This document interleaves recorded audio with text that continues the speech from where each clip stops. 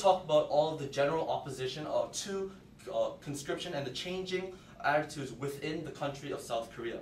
First, I want to get into the point about how conscription forces people against their beliefs. Buddhism. There are, it is a percentage of 37% of Koreans are Buddhists. Buddhists, one of their fundamental beliefs is in pacifism and in non-violence. And joining the army totally goes against what they believe, along with Jehovah's Witnesses, who also live in Korea.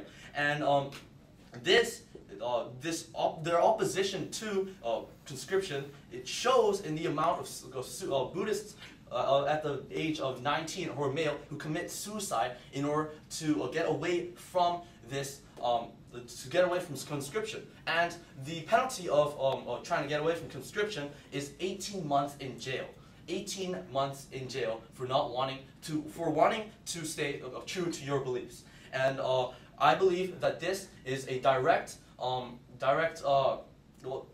these people are given rights by the UN and by the Korean government for religious rights. And people such as my friend O.J. Yang, who faces court just because of his beliefs, this, I believe, is an injustice that cannot go on any further. And now I'm going to talk about how North Korea is not a threat. There is this mythological illusion that North Korea is a threat. However, North Korea was a threat in the Korean War. It is no longer a threat. It is outdated and outclassed by the Korean army. They had the latest Soviet technology and the backing of the Chinese army during the Korean War. However, China does not back them militarily anymore. China actually trades with Korea a lot nowadays, and they are moving more towards a capitalist type of economic. They're becoming more like South Korea. And another thing about North Korea, well, they have 1.1 million soldiers. That may look great on paper. However, these soldiers are ill-equipped and ill-prepared to fight in war. They are mostly farmers and who are starving. North Korea does not have the economy to train these soldiers. So if North Korea is putting their farmers and making them soldiers, definitely they have war on their mind. Wouldn't you agree? They do have war on their mind, but they are not specialized in this because North Korea does not have the money to buy ammunition, does not have the money for oil. They cannot fund these soldiers to practice or to learn the art of war. And it has been proven again and again and again in history that a better quality army is way better than an army of bigger quantity. In the Battle of Thermopylae, in Cortez and the Aztecs, there has been time and again, whoever is more equipped with better technology is the one to win a war. And South Korea, most importantly, has the support of America. America, the most technologically advanced army in the world. Your point? So if South Korea became largely demilitarized, then wouldn't North Korea have the bigger technology? So effectively, they would be the ones that would win the war. Not having conscription anymore does not demilitarize Korea. It just allows for these people who have beliefs against conscription not to join the army. Korea is one of the most nationalistic countries in the world. They all share the same ethnicity, and they all share the same language and writing. So there still will be a lot of volunteers for the Korean army. You will no longer have a Korean army. And as you said, Korea is moving towards having a 60% professional army. And with the amount of volunteers that they'll still receive, we'll have about a 90 to 80% of the army that they had before. And therefore, North Korea is not a threat. North Korean and South Korean relations are actually getting a lot better. North Koreans abandoned their program for nuclear weapons, and they have North Korea's second biggest partner in trade is South Korea. So there is general opposition from this country of Korea not to have conscription. This is my third point. People avoid being in the army because of all of these the stories that they hear of how bad it is to be in these camps by getting tattoos, by faking mental illnesses, faking homosexuality, faking physically mutilating themselves. This shows how much they don't want to go in the army. And to go more and more depth with tattoos and why this is a reason, how this is a reason that they get away from the army, is that tattoos, since the in the history of Korea, tattoos have been used to brand slaves and criminals. People would rather be associated with criminals and slaves than go in this army.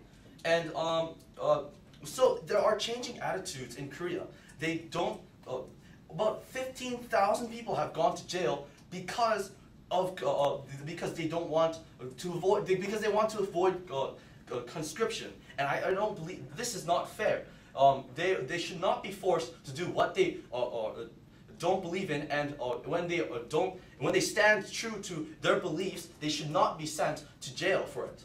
And it gives a bad impression to the world, and it is bad foreign policy. And the opposition has talked about how this was removing conscription will send a bad image of Korea to the world. However, getting rid of conscription will make Korea look more sensitive to its people, more fair, more willing to compromise, and it will not cry that they are weak. However, it will show the strength of their government.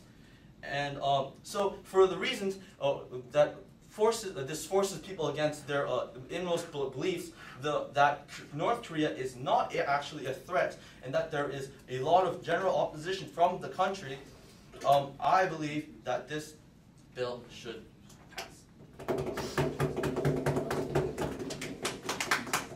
Honorable Brett, member of the opposition, to deliver the final 8-minute constructive speech. First and last minutes will be protected. Whenever you're ready. I'd like to thank everybody in attendance today, honourable judges, honourable opposition, and my partner. I'd like to start today off with some rebuttal to the honourable opposition's points, and then I'd like to go into some of my constructive points which would be tied into my rebuttal. First of all, the honourable opposition has stated that North Korea is not a threat. However, I'd like to rebut that with several points, including how they say that is outclassed. However, and that they have no Chinese support. However, I'd like to point out several things that still point towards Chinese backing, including the fact that recently China has vigorously enforced its laws against and accepting North Korean refugees. Recently, they have been sending every single North Korean refugee they find back to North Korea to face heavy persecution, and they still maintain an air of secrecy about what they are doing around North Korea. Including the actual lawsuit and the orders given to Google in China to remove certain parts of their Google Earth maps from their system. They have told them they will not allow Google to operate anywhere in China or in Chinese airspace if they're going to show these areas that are close to the North Korean border.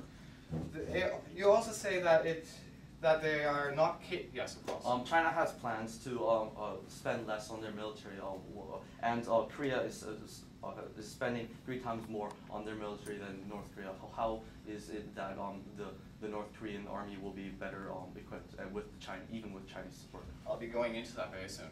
You also stated that they are not capable of such an attack or such an invasion of South Korea. However, I'd like to point out that all it takes is a push of a button now. All they need to do is send over one missile with one weapon on it. All it takes is one person to do one single act. No longer takes a whole army to invade a country. You also stated that that North Korea has officially abandoned its nuclear program. They have said that at least 3 times in the past. Yet we still have humongous amounts of evidence that they have continued their program, including research done in Canada itself using testing stations that have shown that North Korea has been conducting underground nuclear weaponry tests.